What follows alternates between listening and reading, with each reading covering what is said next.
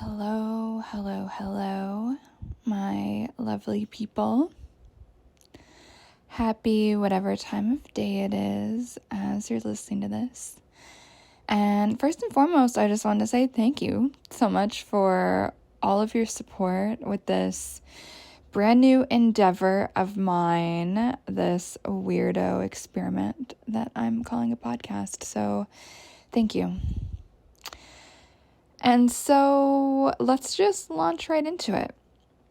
In this episode of my Secrets of a Witch podcast, where I, Sabrina Scott, talk about love, life, magic, spirituality, mediumship, tarot, and what it means to live a good life and bring a little bit of magic into our daily experience, if it's not already there. So for this episode, I wanted to talk about one of the most important things that I've learned over the years, and that is the power of disengagement. And, Love Month, February, that's where we're at right now, but I think this is relevant all the time, every day, forever. But I know a lot of folks, whether single or partnered or something complicated in between, are going to be thinking a lot about connection, about love, about relationships, about reciprocity, about affection, and all of that stuff. And it does pain me when I hear a lot of folks, especially women, have really bad experiences with people who don't treat them well or whatever. There's so many different ways that we can talk about that, and there's a whole gradient of crappiness from abuse on the worst side of it to just, low-key rudeness on the other side. Or aloofness, I suppose, would be maybe the opposite. I don't know. You guys know what I mean. And so either way, I think most folks have had experiences with a wide variety of people on that spectrum in terms of treatment and connection and all of that.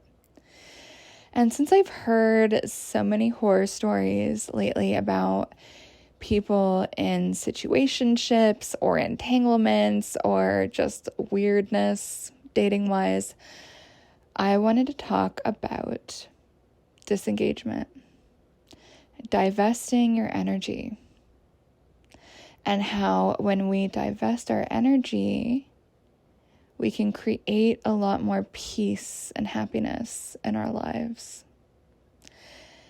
And I realize this might sound weird coming from someone like me. I am so present. I'm so intense.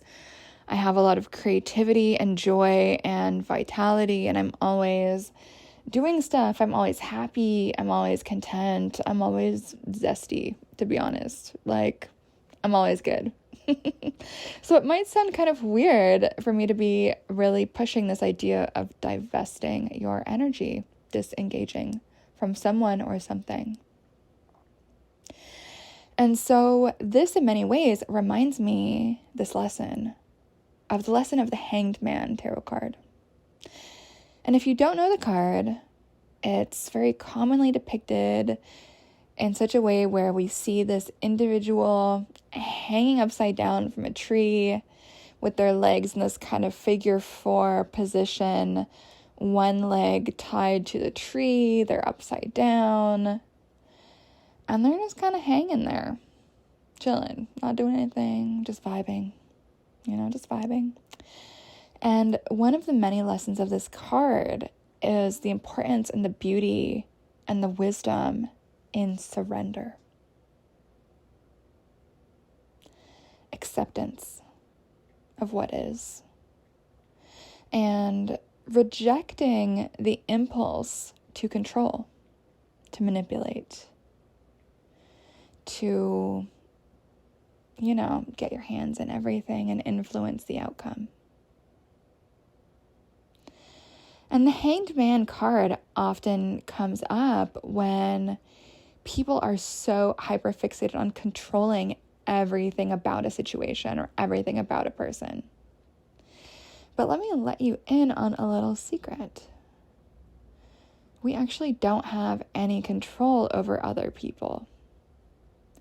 And even when we have the best of intentions, even if it's for their best good, as we decide, which often we don't really know what's for someone else's best good, even when our intentions are pure, that desire and impulse to control is often manipulation. It's controlling. And in my opinion, it's directing our energy to the opposite of where it should be. It's directing our energy from ourselves and our own behavior and controlling our own mind, our own body, our own emotions. And instead of dealing with that very uncomfortable, very unpleasant, very challenging thing of ourselves, what people often will do is try to control someone else. Invest so much more energy in someone else rather than investing energy in ourselves. And so I could spend a lot of time talking about the internal locus of control versus the external locus of control and why that's relevant, but that's definitely a topic for another episode, so let's just shelf that for now and continue discussing this concept of divestment. So why I'm talking about this right now with Valentine's Day around the corner and all that stuff is because I know love and all of that is going to be on the mind of many of you, which is totally awesome and fun and cool. And to be honest, it's on my mind too. So why not just share that with all of you? So I think there is a common humanity at this moment with all of us just thinking so much about love and relationships and connection. And so when can we divest? When should we divest our attention? When should we disengage? Think about it. So I've heard many women specifically lately tell me about how they're so invested in somebody, but the guy is hot and cold. They really don't know like where we all stand, what's going on, what is this, where is this going, do you like me, blah, blah, blah, blah, blah, blah, blah, blah, blah. I'm sure we've all been there. I've definitely been there in the past. So I get it. But that vibe, that response is the wrong one. Instead of wondering, whether or not someone likes us, instead of trying to decipher mixed signals, instead of trying to do 20 tarot readings every day on what's going on with the situation with somebody that you like, the questions that we should be asking ourselves instead are quite different. They could and should be, do I even like this person? This person being hot and cold, is that something I'm available for? Why am I making time for someone whose behavior leaves me confused? What chemical hit does my brain get by engaging in this obsessive stress? Because I think we can all say that we hate being stressed out. We hate the drama of situationships. Many people say that, and yet they continue to be in them again and again and again, and get their hearts broken and waste their time, and et cetera, et cetera. And so we often get something out of continuing to participate in a situation like that. It can be that we enjoy feeling miserable. It gives us something to talk to our friends about. It can be that we enjoy this excitement of uncertainty, and it gives us a hit, like a drug or something like that. It's like addictive, that up and down, hot and cold. And so whenever we are engaged in that type of thing, it is so important to just take that step back and decide, Why am I engaging in this? What am I getting out of it?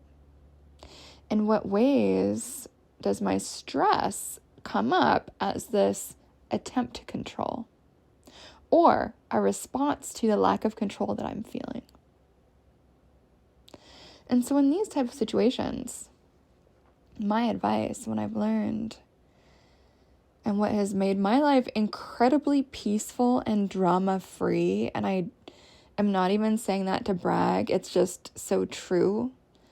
Like, it's great. It's so great that I just want to share this with you guys, because I do think that so many of you can benefit from this amazing thing that I've learned and adopted into my own life, the power of disengagement, the power of divesting our energy.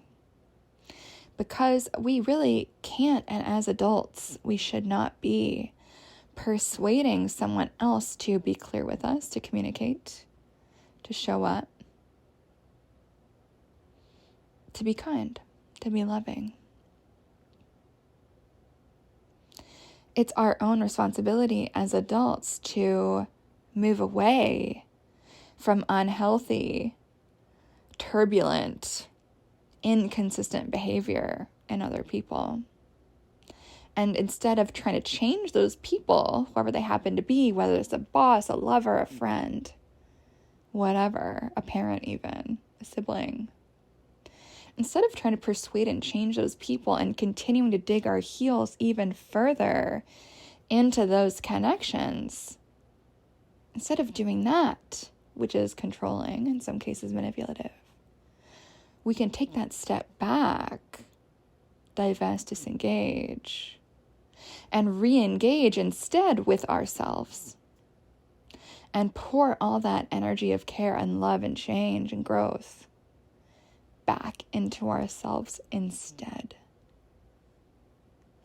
That is where our efforts will really pay off and create a blossoming and a blooming and a positive shift.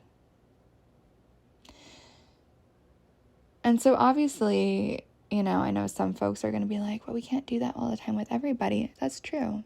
That's true. If you're married, maybe the situation is a little bit different. Maybe it's not. I don't know. If you've got a kid, different vibe for sure. But I do think that at the end of the day, we really don't have to be in relationships and connections that are not healthy and mutually joyful. I think instead of spending a lifetime of persuasion and disappointment and attempts to control, we can step away from that impulse. We can look at ourselves and say, why am I doing this again? And we can change our behavior, reroute our lives into a space of surrender, bringing us back to that wisdom of the hanged man, and a space of inner peace, coming back to that internal locus of control. So at the end of the day, our happiness really, if it's going to be sustainable, needs to be based on that internal locus of control and a firm knowledge that no matter what happens outside of us, we're going to be okay. And there's a beauty in that, and there's a peace in that, and there's a power in that.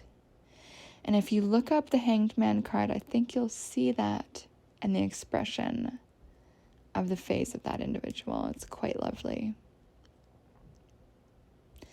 And so, as we're in Love Month, again, just an invitation to reconsider some of the connections, the entanglements, the situationships, the relationships, the friendships that you find yourself in right now. Is there anywhere where you've been pushing too hard? Is there anywhere that you can and should and want to surrender, divest, disengage, and move towards peace and stillness, as opposed to control? Just a thought on this lovely day from me to you. So that's it for today. Thank you so much for listening. to this episode of the Secrets of a Witch podcast by me, Sabrina Scott. Witchy person, tarot reader, spiritual teacher, blah, blah, blah, so many things. If you like this episode, please share it with a friend. It always helps. And of course, I have to plug my website, sabrinamscott.com, where you can book a tarot reading if you want. Check out some of my self-study courses. And of course, I just launched a brand new clothing line, which you can creep at shop.sabrinamscott.com. And of course, feel free to say hi on Instagram at sabrinamscott. If you've got anything you would love to hear me talk about, please reach out. I am more than stoked to hear your ideas. All right, friends. See you next time. Bye.